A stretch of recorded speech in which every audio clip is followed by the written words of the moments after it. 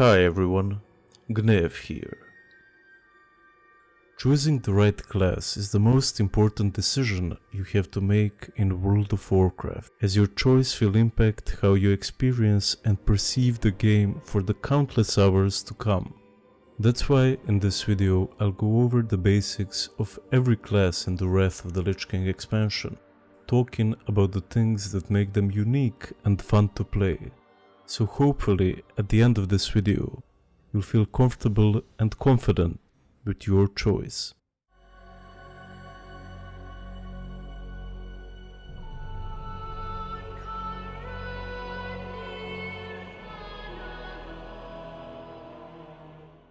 Wrath of the Lich King changed World of Warcraft from the core. No more did a one-button rotation exist, such as with the Frost Mage in Vanilla or the Beast Mastery Hunter in the Burning Crusade. New raids were opened, and inscription and glyphs were added to the game, but the biggest change must have been the addition of Death Knights. So we'll start from them. Blizzard's first hero class, meaning that they start from a higher level among other things. The Death Knights were extremely overpowered when they were first released in patch 3.0. Most people even go so far as to say that no class ever in the game's long 17-year-old history was more powerful than early Wrath DKs. Death Knights were the first class not to start from level 1. Instead, they start from level 55 in their very own zone. You of course had to have one character that is already level 55 in order to make one. So if you're planning to main a DK when WotLK Classic gets released, it's probably smart to start leveling your character now. The Death Knight's starting zone is one of my favorite zones in the game. Blizzard did an incredible job of telling a story without reading any text, just showing everything to you as you breeze through the questline on an overpowered DK. What's not to love? Death Knights use the rune system, which is made out of 6 runes which you spend on your spells, such as the Frost rune for an icy touch. Using your runes then builds up runic power that can be used on other spells such as Death Coil.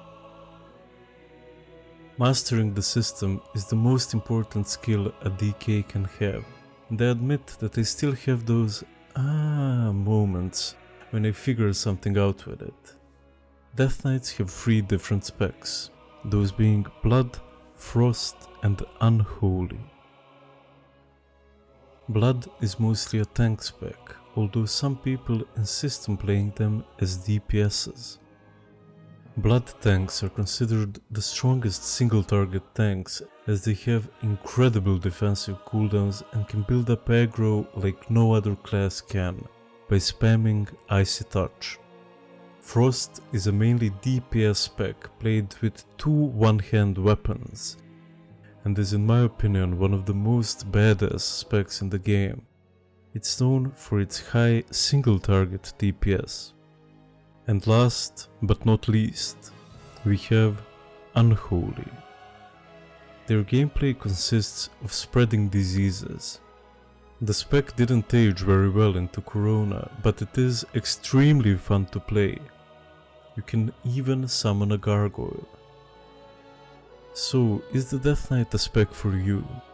If you enjoy getting close and personal with the action, having an amazing PvP set, and you love the death metal aesthetic, then sure, I would recommend giving DKs a shot. In the spirit of contrast, I wanted to go over Paladin next. Paladins can truly do it all, as they are incredible healers, tanks and DPSs. What sets Paladins apart from other classes is their aura system. They have powerful auras that provide buffs to the entire raid, such as the Devotion aura that increases the armor of everyone in range. and my personal favorite, Crusader Aura, which increases your mounted speed. They also have incredibly powerful abilities, such as Hand of Protection, Sacrifice, Salvation, and Freedom. Paladins have 3 different specs. Protection, which is considered one of the strongest off-tanks in the game. Holy, which is considered to be one of the strongest healers in the game. And Retribution, which many people think is the strongest support DPS in the game. Also, they have their judgments. Judgment of Light being, in my opinion, the strongest spell in Wrath of the Lich King apart from Heroism. Sometimes a Retribution or Protection Paladin will have similar healing to an actual healer just by using this one spell. In many ways, Paladins found their footing in Wrath, and they truly are incredibly useful in each of the roles I just mentioned. If you enjoyed the Crusader aesthetic and/or if you have a Bible on your desk, I really couldn't recommend Paladins enough for you. We all know the expression, a jack of all trades is a master of none. But even though Druids can do it all, they can still do it incredibly well. Druids are famous for their ability to shapeshift, transforming to a number of different forms in accordance to their needs. Mastering this system is incredibly satisfying, but when you add to that just how useful and versatile those specs are, and their ability to resurrect people during the fight and restore mana to the healers with innervates, it becomes pretty hard not to play a Druid. The specs you can play are Feral, which can be both a tank, with the bear being pretty solid in the entire expansion, and Cat, which is in my opinion the most fun DPS spec to play in the game. Their rotation is incredibly satisfying and difficult to pull off, but when you do it well, it feels like nothing else in the world. Druids can also be healers with the Restoration spec, which focuses on heal over time effects. Healing as a tree is difficult to master, as you'll need to predict the damage on every fight, so you can prepare your HOTS in front. And last but not least, we have the Moonkin. Balance becomes incredibly strong in Wrath, as that's when they gain Starfall. They also get the Solar and Lunar Eclipse procs, which truly diversify the class and make it fun to play. I have to admit that the Doomkin is one of my personal favorites. To sum it up, if you enjoy versatility and being able to perform a variety of roles, you really can't go wrong with the Druid. It's hard not to love playing a warrior, as the fantasy of the class is beautiful. When you play a warrior, you're Sylvester Stallone, Arnold Schwarzenegger and Chuck Norris combined in the ultimate exodia of man. You can choose from 3 specs when playing a warrior. Fury, where you run around with 2 giant weapons, cleaving anything that comes close to you. Arms, where you become a spinny boy and Beyblade everything in a mile radius. And Protection, where you don't get invited to raids. Even though Prot Warriors were incredible tanks in both Classic and TBC, they're usually frowned upon in Wrath, as a lot of the damage is magic, and they specialize in mitigating physical damage. They of course can't do everything in capable hands. Playing a warrior is incredibly satisfying. The rotation is really fun, and they scale amazingly with gear. They might not hit the hardest in the first few raids, but when they get Shadowmourne, they become unstoppable in both PvP as arms and PvE as Fury. The equivalent of a barbarian in every video game, you really can't go wrong with warrior if you have the patience to grind out your gear. Warlocks are WoW's badass nihilists. They dress in black and purple and have conversations with their demon friends. You would almost feel bad for them if you didn't see them torturing a squirrel in Elven Forest. Warlocks, like hunters, have pets, meaning they can level very quickly and without any downtime. They also provide incredible support to the raid with their stones and buffs such as improved Shadow Bolt. The free specs for locks are as follows. Demonology, where you can transform into a demon and become an unstoppable force for 30 seconds, while also having your Felguard follow you and cleave down everything that even looks at you funny. Affliction, which specializes in dotting up multiple targets and slowly burning them down while purging magic from them and yourself with the Felhunter. And Destruction, where you toss out huge chaos bolts with incredible short bursts of damage on your targets, while you have your imp follow you around. Destruction, unfortunately, isn't that strong in PvE, but they really excel in arenas with a Shaman partner. If you enjoy playing a caster, and if you think that mages are for kids, I'd recommend picking up a warrior and destroying everything you see in front of you. Next we have the rogue. Some would say that you should play a rogue if you enjoy crowd control and high burst damage, but I'd say play a rogue if you're an asshole. There are exceptions to every rule, but the class is just made to fuck with people. Subtlety in particular can keep you out of an arena fight for tens of seconds in the hands of a skilled rogue. Rest in peace, Rekvo. The other two specs are Assassination, that shines in the earlier raids, and Combat, which has the highest burst potential in the game, and which shines when you hit 100% armor penetration. I was never a good rogue, so watching someone with thousands of hours on the class is like witnessing art. The class has an amazingly high skill ceiling, and you can never say you mastered it completely. So if you enjoy torturing your enemies and small animals, I would recommend Rogue to you. Now we come to my main, which is the Mage. Mage is a purely DPS class, so we have to do it well. We are thought of as glass cannons, meaning we can do crazy damage from afar. However, if you can get close to us and blink is on cooldown, then we're just fucked. You can choose from 3 specs when playing a mage, which are Fire, Frost and Arcane. In the early phases of Wrath, Arcane pumps incredible damage and is known for its burst. The rotation is fairly simple, but the challenge comes from keeping your mana in check. Frost is by far my favorite leveling and PvP spec. They excel at controlling and slowing their enemies with abilities such as Shatter, Frost Nova and Polymorph, and are also incredible at AoE farming. You can finish a quest in only one pull if you bring that art to perfection. Fire is my preferred late game spec, being famous for our incredibly high crits and ignite.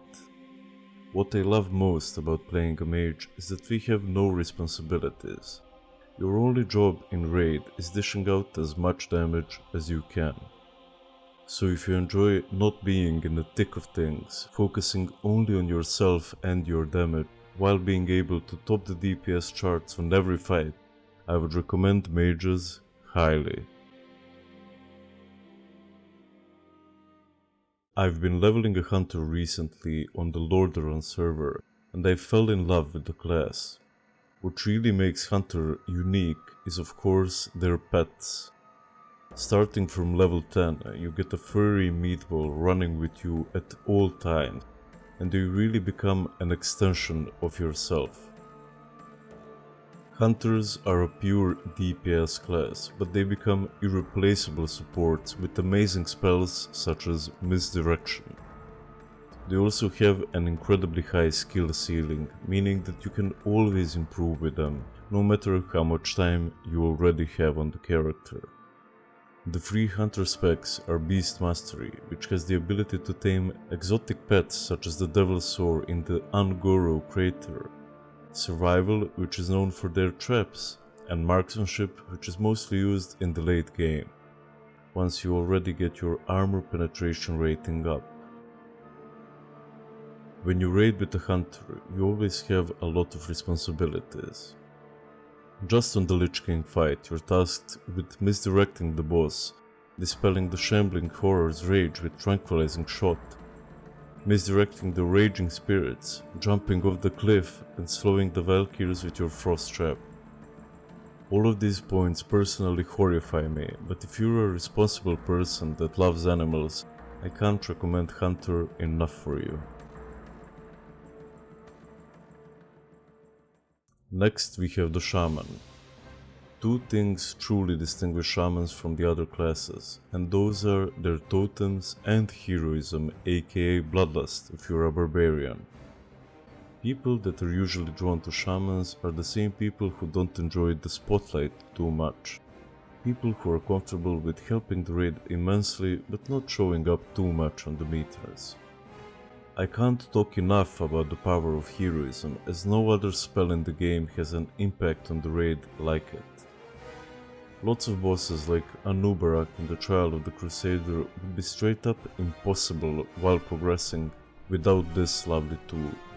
Shamans have 3 different specs, those being Elemental, which is a ranged caster that is extremely fun to play and straight up overpowered in the arena with a Warlock, Enhancement, which is an extremely hard to master melee attacker, and Restoration, which is the only spec you'll get to play as no one will invite you to the raid otherwise.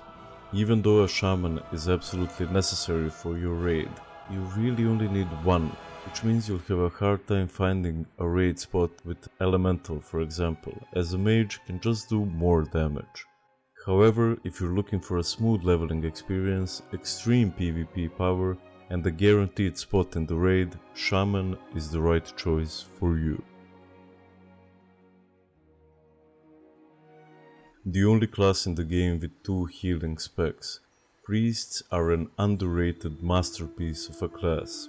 While Shadow Priests don't really excel at anything except for their support and PvP prowess, Discipline and Holy truly shine in PvE. As Discipline, your job is to keep everyone shielded and prevent damage from happening. This is extremely useful on the Lich King fight, as it can nullify infest with the proper gear. It might not be too hard to pull off Discipline properly, but that's where the Holy Priest comes into play. I recently made the spec on my Priest, and honestly I don't remember the last time that I had this much fun with healing. The class has so many choices what you can do with your global, so it's extremely difficult, if not impossible, to bring to perfection. If you enjoy supporting your raid and being the unsung hero, or if you enjoy being Grima Wormtongue and poisoning the minds of your opponents with Shadow, I'd recommend Priests to you. Well, those are all 10. One thing I'd like to add is that you should never play what other people tell you to play. I just pointed out the basics, but the choice is entirely yours. Learning the ins and outs of the class after deciding what you're gonna play is a beautiful journey in itself, one I truly wish you to enjoy and have fun on. Anyway, that's it for my video. Please like it if you liked it and consider subscribing if you'd like to see similar ones in the future. I usually put out 1 weekly video. Thank you for watching, and I'll see you in the next one.